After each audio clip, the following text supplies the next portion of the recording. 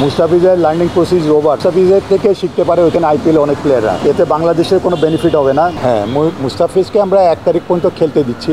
1 তারিখে 2 তারিখে hill B head, 3 তারিখ থেকে হিল বি অ্যাভেলেবেল। মুস্তাফিজকে আইপিএলে খেলে এখনো শেখার কিছু নাই। মুস্তাফিজের লার্নিং প্রসেস ওভার, বরঞ্চ মুস্তাফিজের থেকে শিখতে পারে ওইখানে আইপিএল অনেক প্লেয়াররা, এতে বাংলাদেশের কোনো বেনিফিট হবে না। এটা মুস্তাফিজের কাছে থেকে অন্যদের বেনিফিট হবে।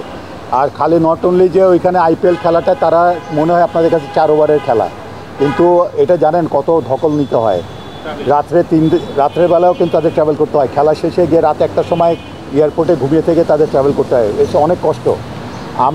আমাদের কনসার্ন হচ্ছে মুস্তাফিজের হেলথ, তার ফিটনেস। আমরা ওইখানে তারা চাইবে তারা 100% তার থেকে নেওয়ার জন্য, তার ফিটনেসের দিকে কিন্তু তাদের কোনো মাথা ব্যথা নাই, কিন্তু আমাদের আছে। আমরা মুস্তাফিজকে এখানে ব্যাক করানোর কারণটা খালি জিম্বাবুয়ে সিরিজে খেলানোর জন্য না, আমরা জিম্বাবুয়ে সিরিজে তাকে ওয়ার্কলোড দিয়ে আমরা খেলাবো। এইখানে আনলে তাকে ওয়ার্কলোড দিয়ে আমরা কিন্তু তাকে প্ল্যান দিব, কিন্তু আইপিএলে থাকলে সে প্ল্যান হবে না। তো সুতরাং মুস্তাফিজের লার্নিং প্রসেস ওভার। ওইখানে মুস্তাফিজকে শেখানোর হয় না, আর কোনো দরকার নেই। সে 7-8 বছর ধরে এখানে ক্রিকেট খেলে, ওই আইপিএল টুর্নামেন্ট খেলছে। সো বেনিফিটেড তারা হবে, আমরা হব না। কিন্তু অবশ্যই ক্রিকেট আমাদের ক্রিকেটের, বাংলাদেশের ক্রিকেটের না। এখানে দেখেন মুস্তাফিজের ব্যাপারটা আমরা ডিল করি, ন্যাশনাল টিম আমরা ডিল করি, আমরা বুঝতে পারছি, আপনারাও কিন্তু বুঝতে পারছেন মুস্তাফিজকে প্রয়োজন। কিন্তু আমাদের যা ন্যাশনাল ইন্টারেস্ট তো প্রথমে আপনারা জানেন 2021 সালে কিন্তু এই 2 জন প্লেয়ার কিন্তু এখানে আইপিএল খেলেই কিন্তু ওয়ার্ল্ড কাপে জয়েন করেছিল, এবং আমাদের ওইখানে এক্সস্টেড ছিল, তারাও বলেছে দেবের এক্সস্টেড। আমরা ওইরকম সিচুয়েশন করতে চাই না। মুস্তাফিজকে দেশে ফিরানো মানেই যে আমরা জিম্বাবুয়ে সিরিজ দিয়ে খেলাবো তা না, তাকে ওয়ার্কলোড দিব, প্রেশার কমাবো, দলের সাথে থাকবে, আন্ডারস্ট্যান্ডিং থাকবে। একটা ওয়ার্ল্ড কাপ একটা বড় ইভেন্টে যাচ্ছে, ইভেন্টের আগে যাতে প্লেয়ারদের সাথে একসাথে থাকতে পারে, যেতে পারে। কারণ তারপরে গিয়ে কিন্তু এই মে মাসে কিন্তু আমাদের খেলা শুরু হয়ে যাবে 3টা ইউএসের সাথে। তো তাকে তো এখানে অ্যাক্লামেটাইজ করতে হবে নিজেকে। তো তাকে যাওয়ার আগে তো তাকে he has to be fit, physically fit. Exhausted হয়ে গেলে তো সে তো ডেলিভার করবে না। তাহলে আমার কী দরকার? আই নিড হিম। আমাকে তো সে যাতে ফ্রেশ মুস্তাফিজ চাই, এক্সস্টেড মুস্তাফিজ চাই না আমরা। যেটা বলেন, যেটা তাসকিন কিন্তু এখন লঙ্গার ভার্সানে না খেলে এখন 2টা ভার্সানে খেলছে সে, তাই না? এখানেই তো ওয়ার্কলোড কমিয়ে দেওয়া হয়েছে, এবং তাদের ওইভাবে বলাও আছে।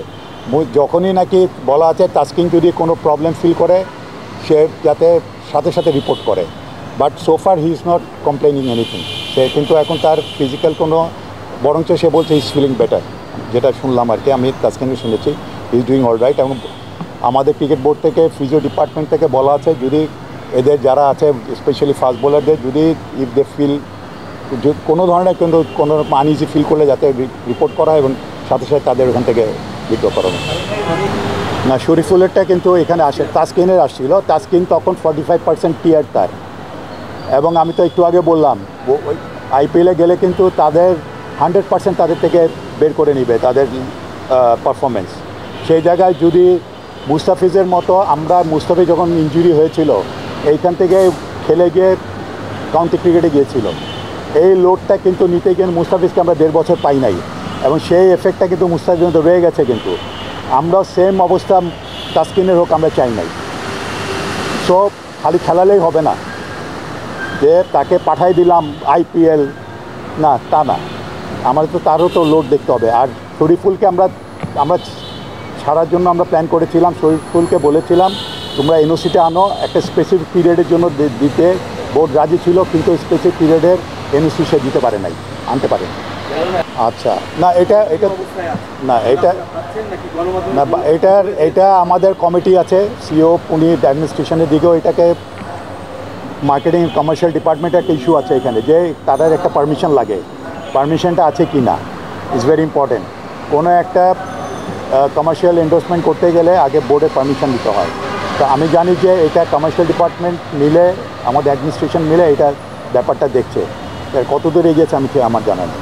না, এখন ওরা যেভাবে তাদের, আমরা তো বললাম আগে তাসকিন যদি ফিট থাকতো আমরা তো তাসকিনকে দিতামই, বাট একটা লেভেল পর্যন্ত, যেমন মুস্তাফিজকে তো আমি দিয়েছি, তা আমরা দেই নাই, তো এটা কথাটা ঠিক না। আর আপনারা বারে বারে এটা বলেন কেন যে আইপিএলে তাদের খেলা উচিত? আগে তো একটা প্লেয়ার, ওদের ফিটনেসের তো সমস্যা নাই, হ্যাঁ তাদের হয়তো ধারা অন্য, তাদের ওখানে, আমাদের তো কিছু সমস্যা আছে। তো আমাদেরও কিছু আমাদের প্লেয়ারদের মধ্যে লিমিটেশন আছে, তো এই লিমিটেশনটাও আমাদের তো লুক আফটার করতে হবে তাদের জন্য। তো আমরা যত তাদের যাতে ওয়ার্কলোড যাতে তাদের ওইভাবে দিতে পারি সেইভাবে চিন্তা করতে পাঠাতে হবে। আমরা যে নিউজিল্যান্ড দিয়েছে বলে যে আমাদেরও সব পাঠাই দিতে হবে, এটা কি এটা কি কোনো ম্যান্ডেটরি কিনা? তাহলে তাহলে আমাদের তো নিজেদের লুক আফটার করতে হবে প্লেয়ারদের জন্য। ওকে, না ওরকম কোনো কিছু নয়। মুস্তাফিজ বরঞ্চ রিকোয়েস্টেড যে ওটাও না, ওইখানে সেও রিকোয়েস্ট করে নাই। মুস্তাফিজকে যতদূর পর্যন্ত আমরা এনওসি দিয়েছি 30 তারিখ পর্যন্ত, হি ওয়াজ ভেরি মাচ হ্যাপি। পরে যখন ওদের ফ্র্যাঞ্চাইজি যখন আমাদের কাছে রিকোয়েস্ট করেছে, ওও রিকোয়েস্ট করেছে আরেকটা ম্যাচ খেলানোর জন্য। পরবর্তী কিন্তু টানা খেলার জন্য কিন্তু কোনো রিকোয়েস্ট আসে নাই আমাদের কাছে। একটা খেলা আমরা ঠিক আছে, ও একটা খেলা খেলতে আসুক, 3 তারিখ থেকে খেলা, আমাদের কোনো অসুবিধা নেই। সো আমরা 1 তারিখ পর্যন্ত এনওসি দিয়েছি। Thank you.